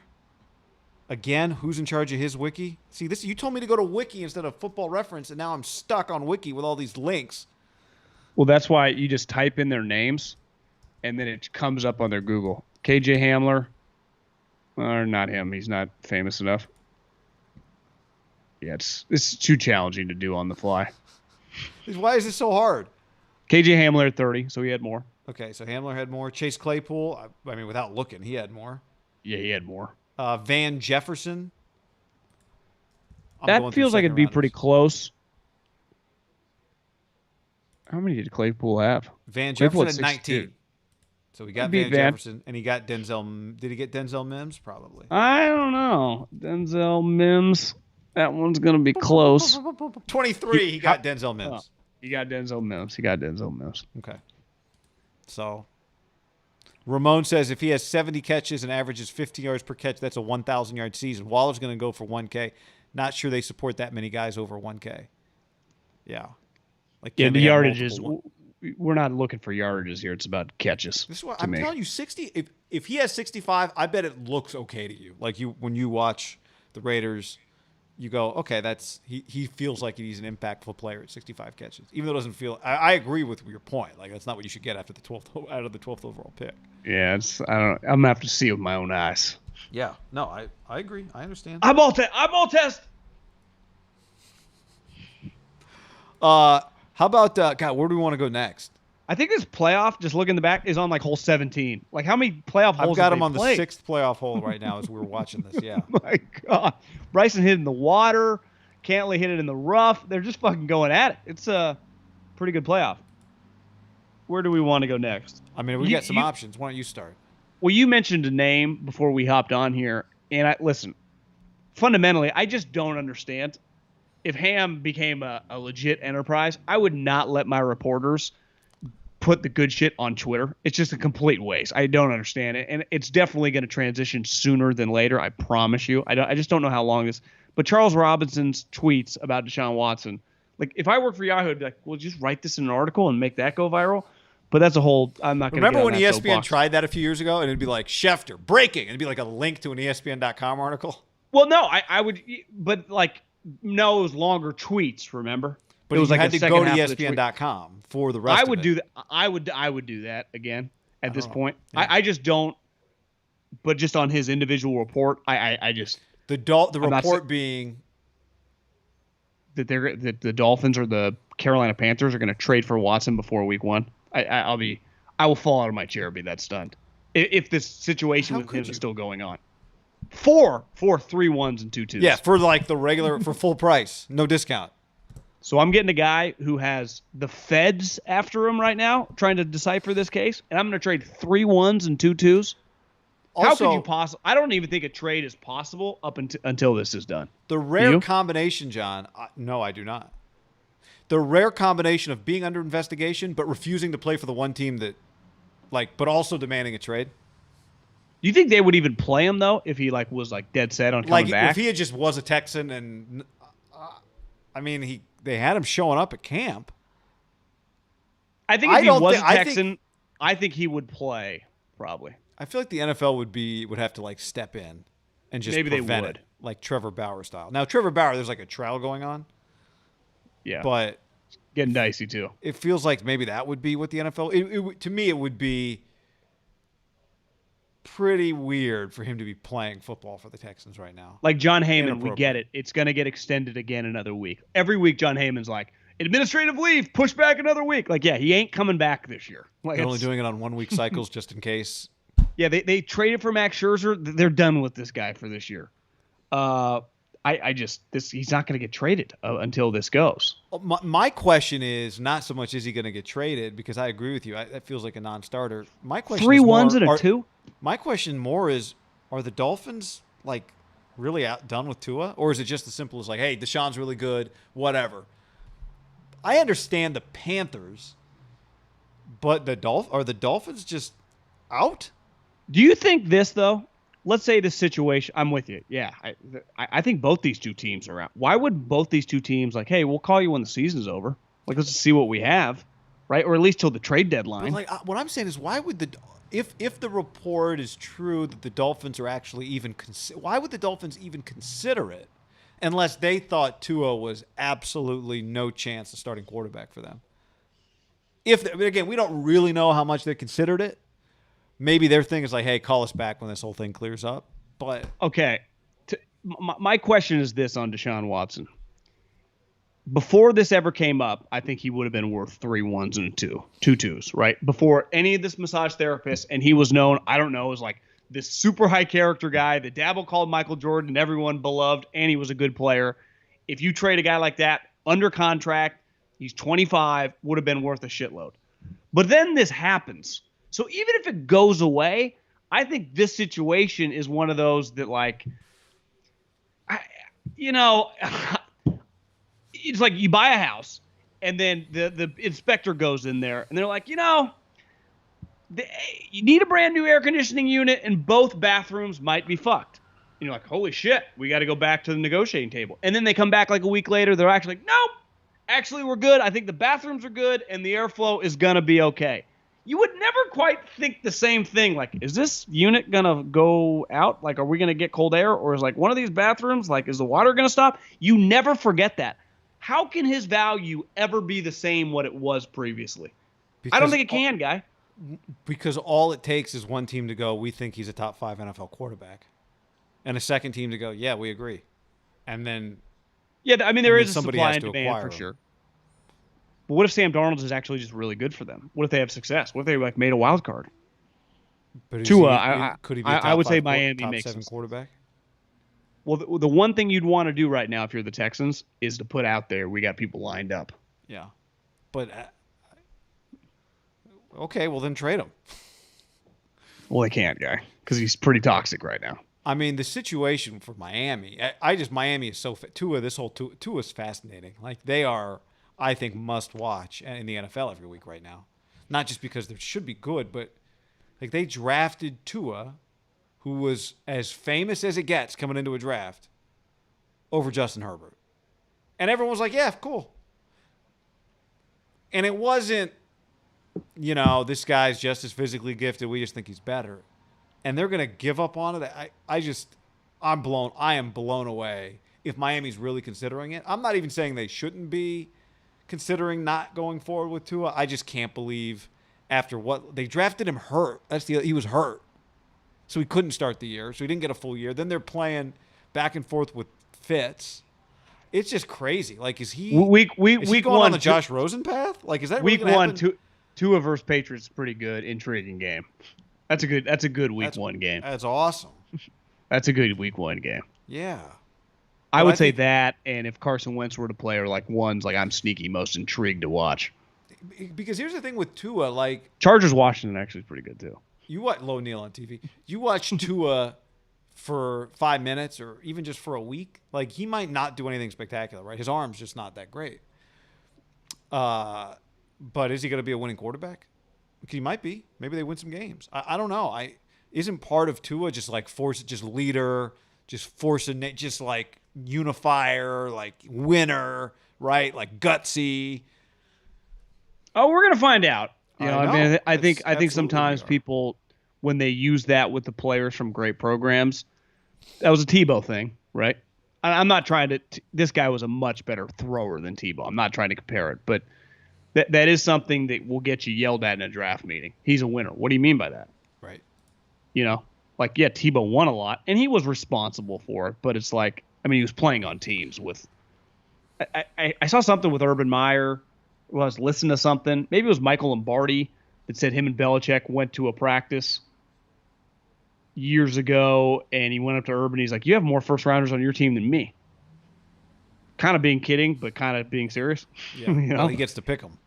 Well, yeah, and it just some of these. That's every team in the NFL gets a first rounder. Not every team in college gets a first rounder. But Saban, how many first rounders did Tua play with? I mean, we can do the math at the probably within one more year, and that whole class is out. I bet it adds up to close to 30. Right, and I'm not even kidding. And his backup quarterback. And really, a lot of the his 30 backup his backup was a first rounder. Well, I can do off the top of my head the 4 wide receivers, the running back. That's 5 first rounders. He played with 4 wide receivers and a running back that were all first rounders. That's pretty nuts. You think Dickerson's a first rounder if he's not hurt? 100%. The right tackle was. Jonah Williams Carpenter? Was. Who? James Carpenter, was that before Tua? Yeah, before. But the dude from Davis High, Jonah Williams. Yeah. So both tackles, the center, was picked 37 with a torn. The center was picked 37 with a torn ACL.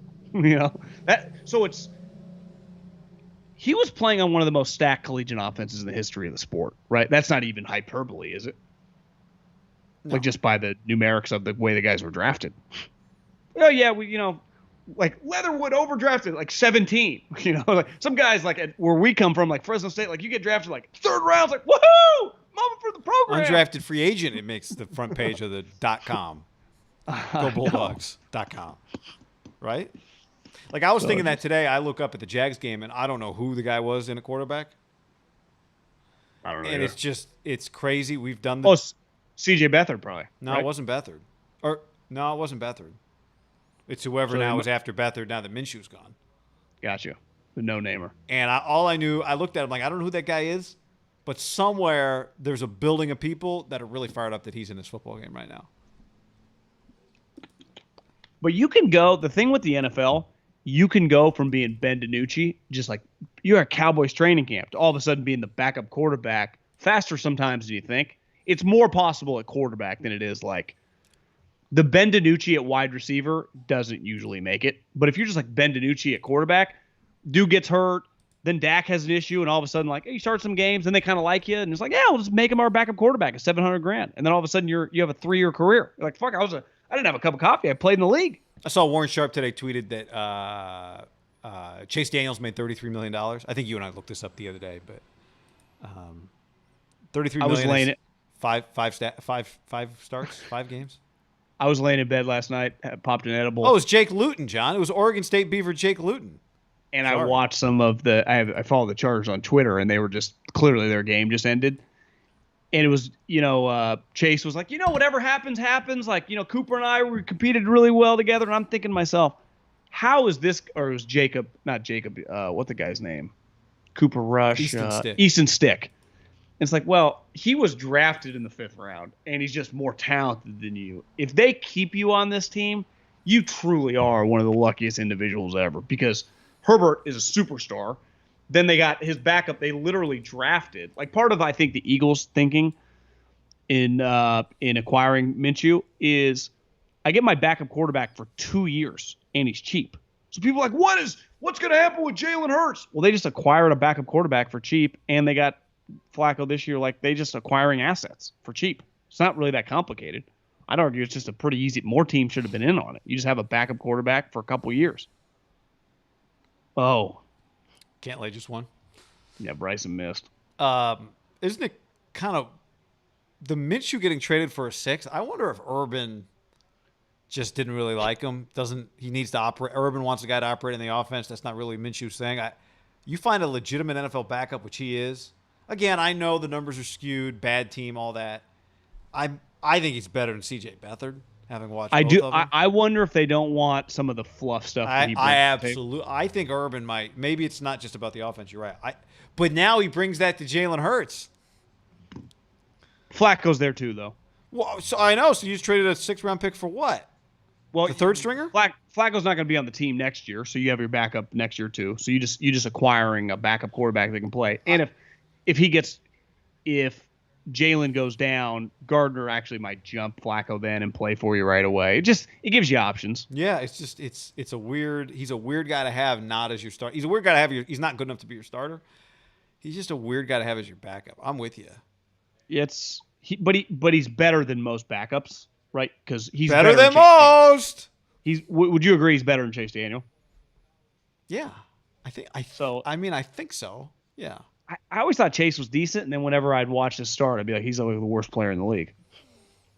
The key is just to never have to play. No, you just got to pray. You got to pray for health. You just got to pray for health. How about Trent Dilfer, John? Head coach Trent Dilfer. Getting at his guy. Dude, is there any the video that went viral was just, you sent it to me, was just Trent doesn't take talk back? Is that what it was?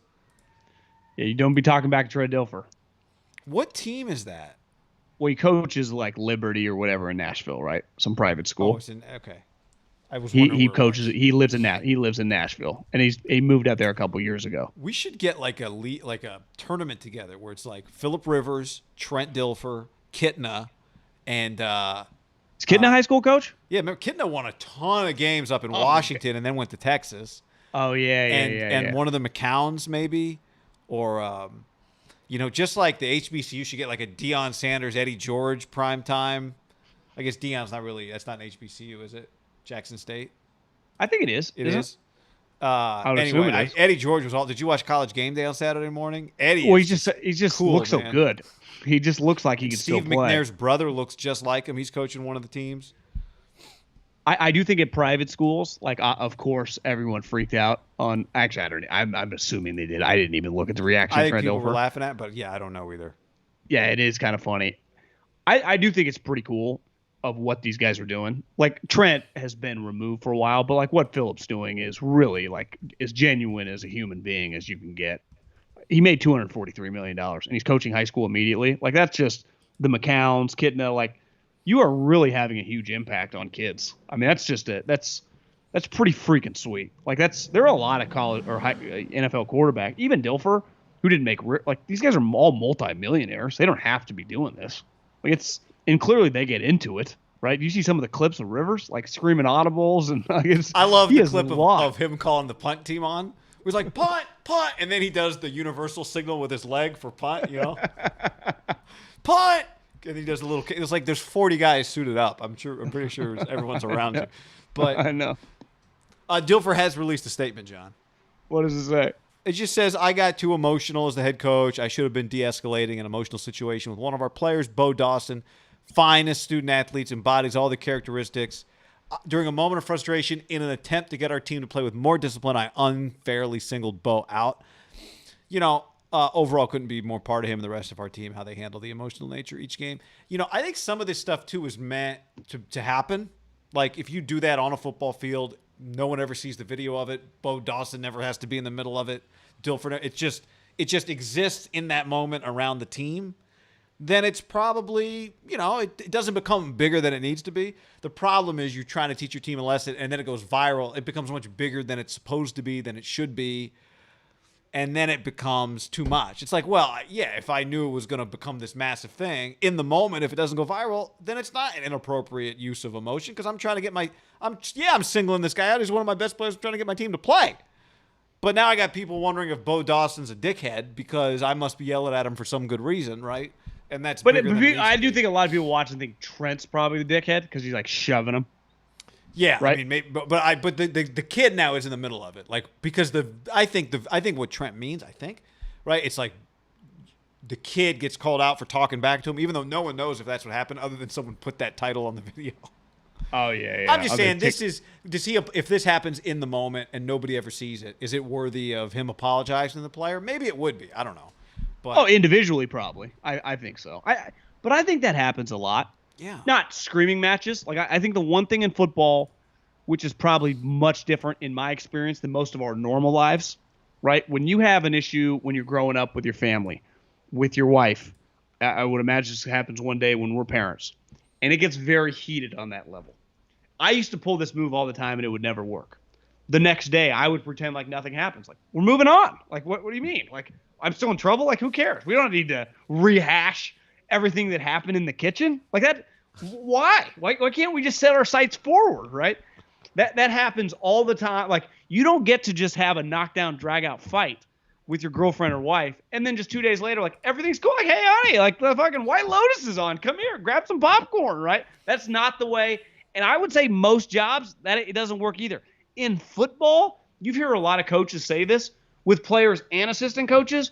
I think things are set on game day that you just 2 days later, heat of the moment, it's not even a big deal. Now, individually, if something like you can I think crossing the line in normal human society, it's much easier to do that quickly than it is in football world. Now, I think the Trent Dilfer thing, because he's like shoving them, but I bet what they were arguing over is pretty typical coach, player, assuming this guy's probably a star, who knows. Yeah, and again, Trent might be trying to make an example of him, right? Yeah, like when you and I worked in a cubicle environment, right? When the radio station we'd always work in in a cubicle building environment. No, we refused. But if you would have heard the equivalent of something you would hear like a football practice of two people yelling, wouldn't you say the entire floor and anyone listening to this where they work, in a setting like that, super loud screaming, everyone would immediately stop. Yeah. I think in football you hear this stuff, and you just keep on, you don't even break stride. I know. It's a contentious environment, right? Naturally, with your not even just against the other team, but like as the group, like everyone's kind of on edge.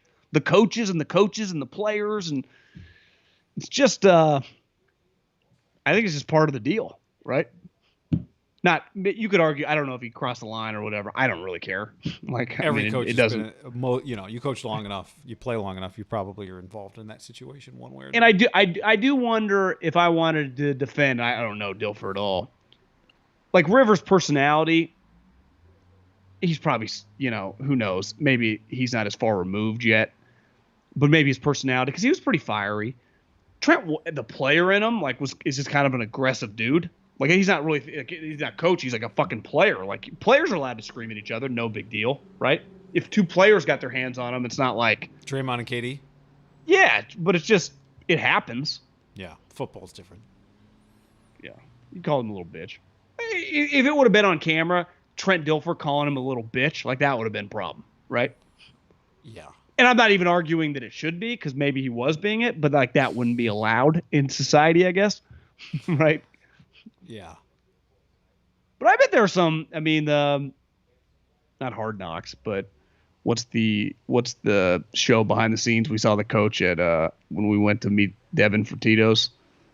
Oh, what's that show called? Last Chance U? Yeah, Last Chance U. There's a lot of that. Laney College. Yeah, honestly, he wasn't bad at all, but the previous guy, Jason Brown, who I refused to watch it because I kept hearing about that guy. And then he started going on all these like media tours. I'm like, I don't know anything about this guy. I just hear what kind of coach he is. I don't want no part of this guy. Yeah, I follow him on Instagram. I might unfollow. He's a little much. Laney College get the dub. When do they start? We wish Coach good luck. He was like, because of the show. And he just kept walking. You recognized him. Yeah. He was enjoyable. He was enjoyable. The other thing, I didn't realize that this happened in the was it the Texans that did this? There was a video, Pat McAfee tweeted a video of Arch Manning. I texted it to you. I don't know if you had a chance to watch it. Arch Manning, which is Cooper's son, right? Arch is Cooper's kid. Yeah. And he's supposed to be, big time quarterback prospect. He punted. And I don't know if he's just the punter or if it was one of those where the quarterback backs up and punts or whatever the deal was. But it was a booming punt. And, in the era of two quarterback systems and market inefficiencies, John, why not? Jesus, that was a great punt. Yeah, why not having your quarterback more regularly be your punter? Because punts happen on fourth down. Sometimes they happen on fourth and short.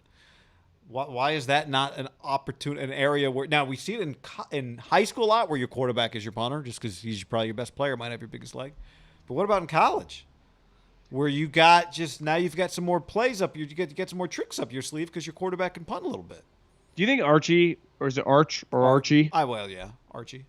Archie, do you think it's hard for him to get a girlfriend in his town where he's living right now? I doubt Arch. He goes to every debutante ball, I'm sure, and wherever the hell they live. I would say the family and his potential stardom, right? He's already getting offered from like Clemson. Like he's going to be able to probably be it feels like it'd be an upset if he's not the number one overall player in his class, right? Which not quarterback, overall player. I think he's a 26? sophomore right now, so we're like 3 years away. So 2022, maybe 2024. Let me see if we got so he's got a lot going for him. I just think you just don't. It's not even worth it to do. You got to it's easy to just have a punter and kicker as long as they're cheap. But if you ever get like a linebacker who can also kick and be good at it, it's not inconceivable that it happens. Who did it this weekend? Eric Reed's brother, Justin. Stanford. Had this incredible. Is that his name, Justin Reed? I believe so. He had this unreal kickoff in their preseason game and then made the tackle. A little. Like Kenny Amendola? Yeah. I think he hyped up. He was making more tackles than he actually was making, but you could see, I think 90 down in the scrum. But 90 had a touchback ready. John's cousin, Fresno State, long snapper. He had a touchback he had a touch. It was on the 1 yard line, and somebody else came sliding in. And I never understand these guys who come sliding. He also has a famous moment in the historic, at least for the Bulldogs. I don't know if it resonates quite like USC fans enjoy it, but they don't talk about it 24/7 like Bulldog fans do.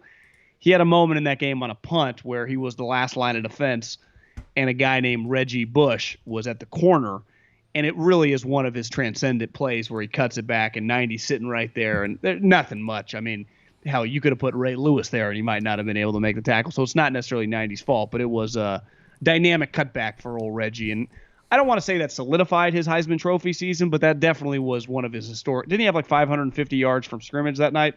That was the play that kind of like, I think might have broke the record and was just remarkable. I mean, he ran around all 11 guys, missed him on tackles. All 11, including Kenny. Class of 2023, John, your top recruits. Number 1, Lebus Overton, 6'4.5", 265-pound D lineman who's 100% committed to Oklahoma. I don't know how you can be 100% committed to something that's 2.5 years away, but he's 100% committed to Oklahoma. Told Lincoln he's in. Arch Manning is in at number 2. Can Arch pass our guy then? Great question. Malachi Nelson, quarterback, 6'3", 180, third in the class, committed to Oklahoma. You think Lincoln's going to do pretty good now that they're in the SEC? Oklahoma's got a bunch. Oklahoma, I do not. Oklahoma in the top 20 has 1, 2, 3, 4, 5 guys committed in the class of 2023. Most of the guys, half of them are not committed anywhere. I mean, of course, it's 2023. But Oklahoma's got five guys in the top 20 in the class of 2023 right now. I probably would not be sitting here with you right now if it wasn't for the guy who, you could argue Lincoln's probably most responsible, but I'd say second most responsible, Drew Hill, who runs their recruiting, putting that thing together, Drew Hill. Fresno State, no big deal. No, stuff. Ryan Matthews, Derek Carr. I texted him when they had all those sports cars out on the football field. I'm like, what are these cars like, man? It looks incredible. He's like, I'm not even out there. I'm running around doing other tours. It's funny. He texted me during the Fresno State game. He's like, where are all the fans? And I just look up and the place was pretty empty. And then I text a couple people there.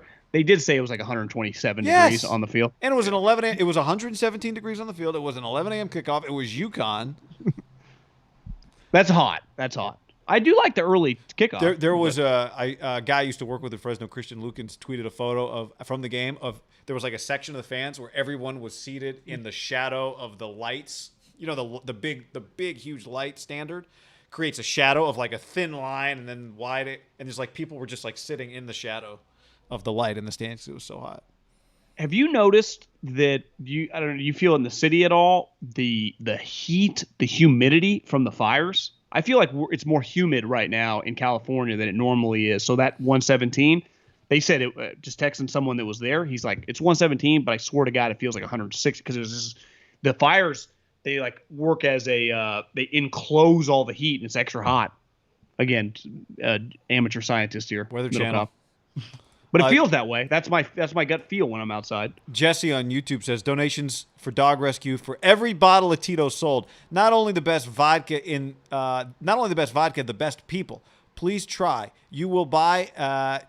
Please try. You will buy and support Tito's vodka, #1 in the USA, made in Texas. Drink responsibly. Winky emoji. You damn right, Jesse.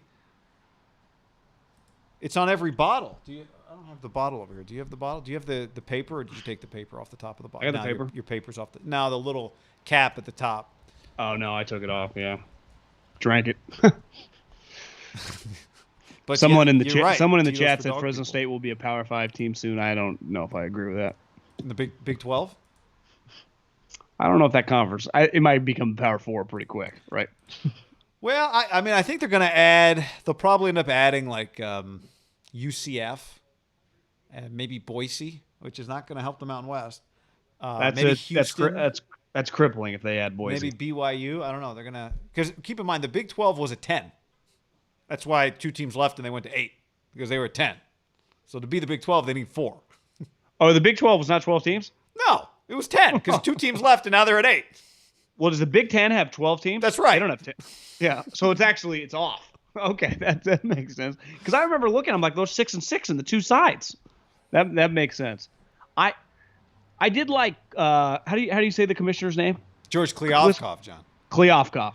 He said something the other day on social media that I think he was giving a press conference that they're looking into hopefully being able to start the Alliance games next year to do 2 and 2. That'd be badass. I don't know if we talk about that. If you tell me like all of a sudden Oregon has Michigan and North Carolina, and you can start infiltrating the games. Like, that would be pretty sweet for college football. Yeah, I don't think there's enough. They already have a ton of Big Ten games scheduled over the next several years.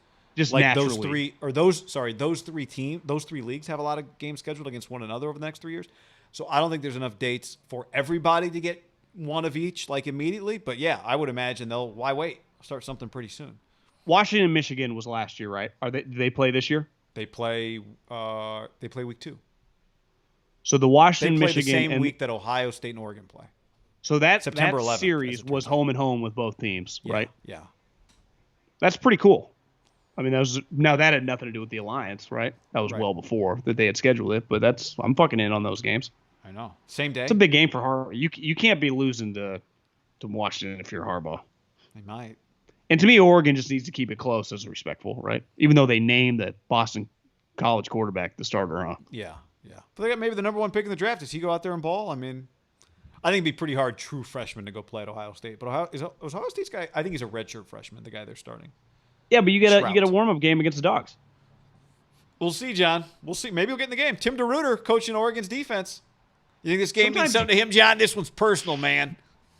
I can't wait. It's a pretty good weekend of college football. Ohio State, Minnesota. From what I heard, Minnesota's supposed to be good.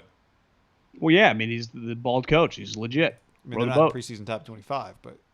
Well, he did lose his starting star wide receiver, got drafted. I think he loses quarterback.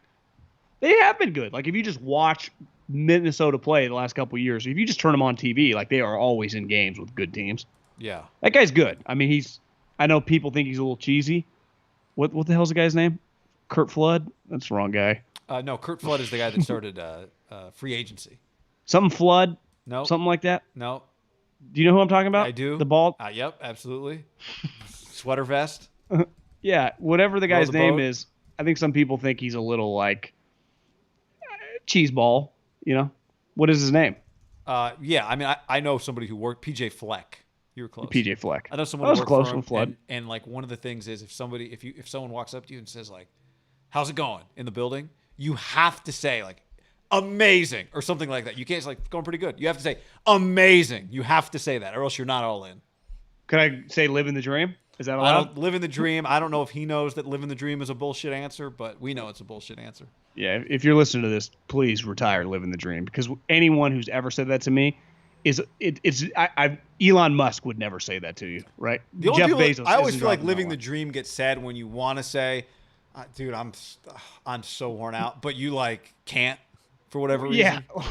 Well, like if you went to Patrick Mahomes, who's living the dream, right? $450 million, best quarterback in the league. If he's having a bad day, he'd be like, "Yeah, it's not going that well today." Or if he's going good, he's a good day. He would never in a million years be like, "Living the dream." Well, you know why? Yeah. That guy's always fake. Because living the dream is never delivered like this. How's it going? Oh man, I got to tell you, man, I'm living the dream. Living the dream is always delivered like this. How's it going? Living the dream. Yeah. One exactly. If you preface it by like, "Listen, how's it going? You know, I'm married to the fucking woman of my dreams. I just got a big raise. My son just got bumped up from JV. He's a varsity starting point guard.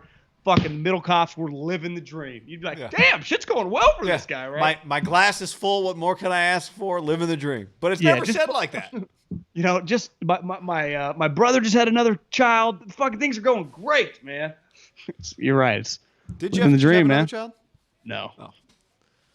So, yeah, it's always like, well, you know, I mean, my car broke down. I'm out of diapers. My wife left, but I'm living the dream. Living the dream. Don't worry about me. No, don't worry about me. Living the dream.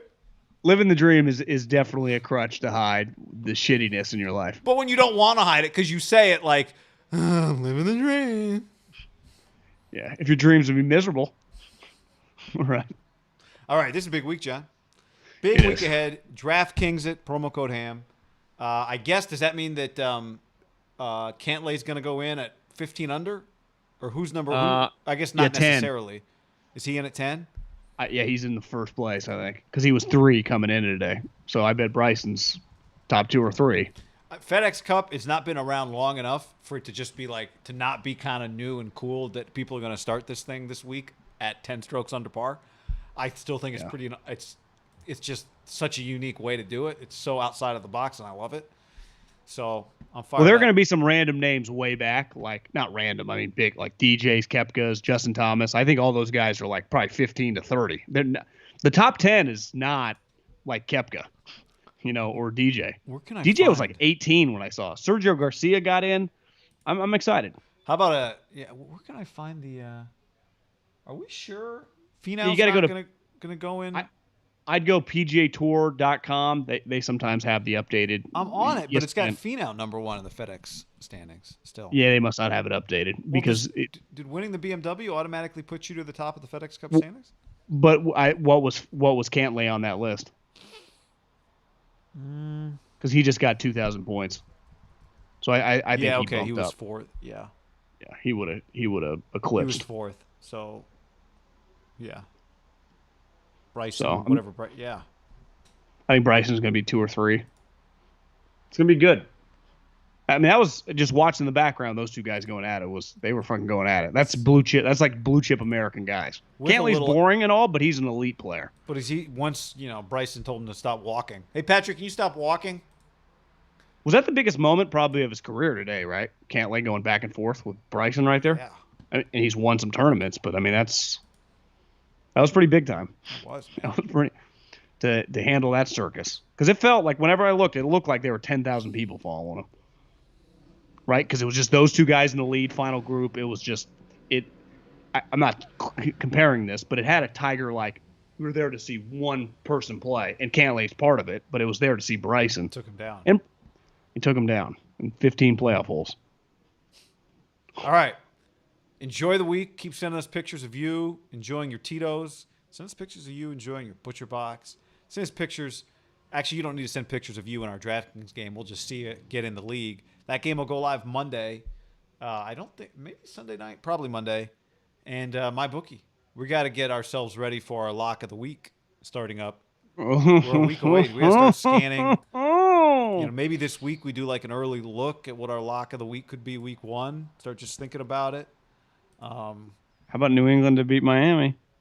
New England to beat Miami? I mean, what's the line on that going to be? Do we have Philly, Atlanta? I can start doing this right now. I mean, Gruden's given us no hint. You don't want to do Ravens? Yeah, I think we just have to approach it like last year. Find the game with the biggest discrepancy of a playoff team and a team that should be drafting in top 5. If we would have stuck to that strategy, we would have been good. We got off course, and I was probably to blame. Bad news, Jags and Texans play, so you can't use that. Yeah, those two. Yeah, I'm out of that. Jets at Carolina. Would you take the Jags? I don't know. Yeah, that's pretty risky. Washington Chargers. I see that's those two teams might win 9-10 games. I mean, are we sure the Chargers are going to win more games than the football team? Well, how about the lock of the week is just Tampa playing Cowboys? Is that the game? I mean, is Dak playing? Yeah, but What's I mean, the Tampa's a 14-game winner. What's the Cowboys? So, I don't know. Tampa by 8. Oh yeah, we got to cover. Yeah. I feel like I could see the Cowboys having an underwhelming season and somehow pulling an incredible upset on opening weekend and everyone hyping them up again. Could Philly? Is Philly going to be an underdog at Atlanta? I like Philly in that game, guy. Now I have no clue about the coach. He's never coached a game or called plays, so it's there's some risk involved there. What's the Tennessee? Their team's Arizona more talented. Gonna be? I mean, is the head coach back? He's been on Corona leave for about 2 weeks now. Who's their interim? Downing. No, it's Downing is their offensive coordinator. You feel great about that? No. How about Where's Green that Bay, game? Green Bay, New Orleans? I mean, that's not an easy first opponent. I don't like this first week. No, who do the Giants Tennessee's play? in Tennessee. Giants host Denver. Yeah, you can't bet on either one of those games. Chargers. Rams at home against the Bears. You know the problem? How about do you know the game? I'll tell you the game. It's just the Niners Lions is the game. That's really the only game. It's going to be a big number, but yeah, you're right. Rams at home against the Bears.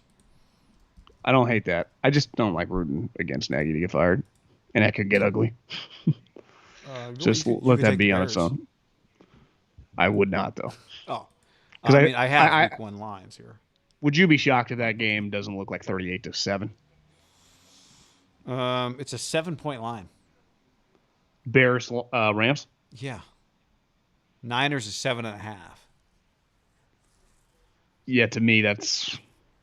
I guess you can't make crazy lines, but to me the Lions line should probably be like 12-13. And the Bears lines. Jags are favored at Houston on the road. by 2.5. I honestly, I'd take the Jags in that game, wouldn't you? To cover 4.5 points. Yeah, Bucks are 8. That extra point, you get a last-second touchdown to like CD, make it feel a little closer than it is. You ended up losing by 4 when you really lost by 14, Or I guess that math doesn't add up. 11. Yeah. But all right, well, we will study these. We've got 2 weeks to make a pick, so. But maybe we'll start that this week. Start the process. All right, everybody. Thanks for hanging with us. Adios.